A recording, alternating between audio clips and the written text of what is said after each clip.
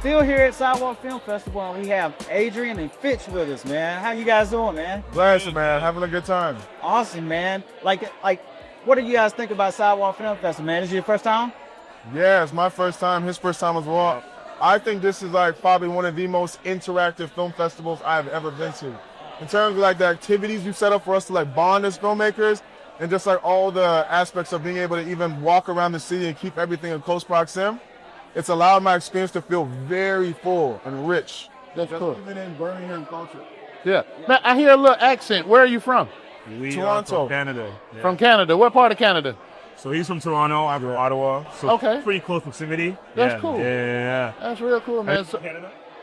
I've been there before, years and years ago, and I actually have a friend there now, and all we do is talk about film and television. We actually met because of a TV show, and we stay in touch all the time now. So, yeah, she keeps trying to get me to come up there because I love the cold, I love the snow, so hopefully one day I'll get up there and we'll Hey, man, get come a chance up. to go out and chill. So, come up. Yeah. So, being from Canada, and this film festival is in Alabama, what made you want to submit to Sidewalk?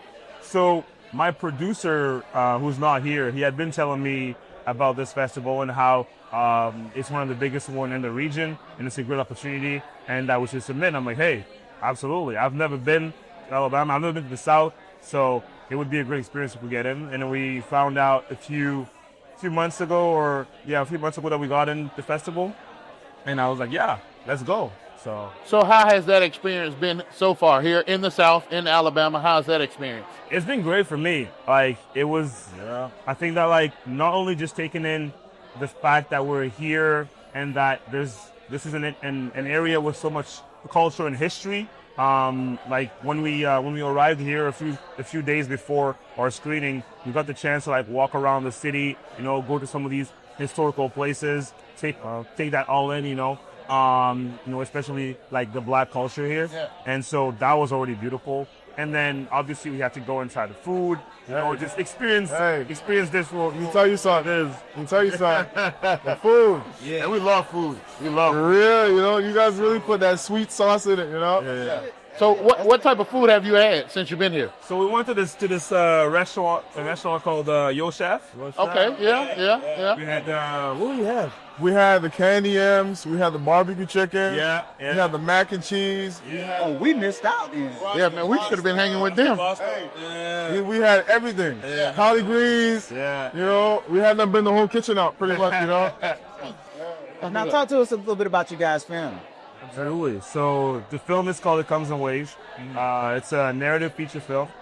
This is our second screening, so we premiered at ABFF, the American Black Film Festival in Miami, and then now we're doing it here. The film is about a young black man who's played by Adrian and his family who moved from Rwanda, and they've experienced the Rwandan genocide, so he's carrying trauma from that, and he's trying to balance taking care of his sister, his responsibilities as a young man, and trying to somehow cope and heal from his trauma. So it's a coming of age story. It's a beautiful story about mental health, resilience, and healing.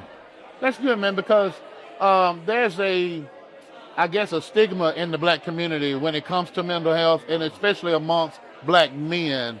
And so you tackle that issue in this project? Mm-hmm, absolutely. That was actually the inception of the idea. I was looking to tackle the specific topic, and I had a friend who was studying his PhD at the University of Detroit, specifically on black men and mental health. So he would send me a lot of material regarding it, and I wanted to craft a story around it, and I was just looking for a setting for the story to really be impactful.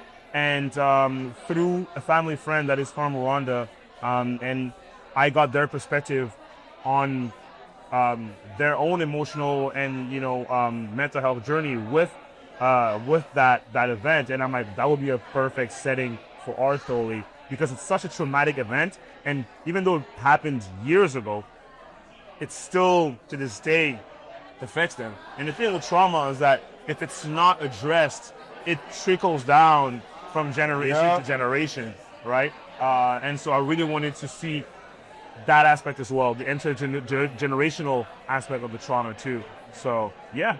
Yes. And let me ask you something. What was it like for you having to internalize a role like that? It was a great experience in terms of just like broadening my horizon of just like the human condition, you know, and what people have gone through. Like I've grown up in a very blessed way, you know, 2-parent household. They were very supportive.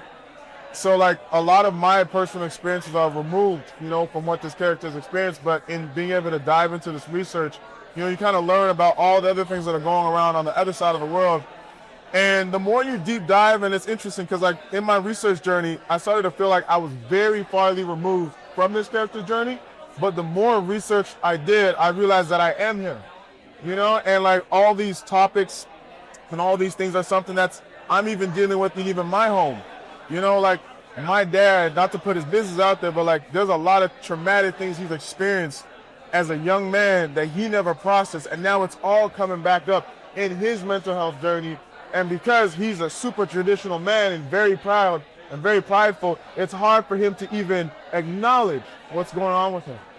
You know, so it's been cool. It's just like getting into the skin of the character, understanding the emotional world, and just taking in as much information as actors say, put it in the toolbox. And God willing, when they hit play, it all comes out. You know, and you just kind of create like an internal sensitivity to the environment, to the story, to the words. So when you hear it, it just kind of tells itself. Now, I do have one last question for y'all before y'all get out of here. As black filmmakers, what is the takeaway for the black community from this project? What do you want us to take away from this project? I think for me, it's an invitation to acknowledge the reality of trauma. Yes. And from there, to if you feel like it's something that you need to seek it for yourself, to seek that help, or you know, to find yourself a community that also believes in this idea of mental health, to spark the conversation, you know, because sometimes the conversation isn't even there, right? And so people don't feel comfortable to talk about their trauma and their experience. And I think that sometimes until you can see it from the screen and see it experienced by somebody else, that's when you're like, oh, maybe I have some things that myself I haven't really dealt with. And so whether it's to spark conversation, to have people realize that they need to go through some kind of process as well, I think these are the kind of things I want the film to impact the community. One last thing, what's next for the film? A lot more festivals. You know, we have about 4 or 5 already that we got confirmed. Some in Canada, some in the US, and then hopefully get US distribution so that we can have a release sometime next year. Awesome, for sure, man. Well, congratulations on the film, man. Thank you guys for joining us on the show, and we wish you much success in the future. Thank you very much for pitching that. Serious. Nice to meet you as well, man. Adrian and Fitch, everyone.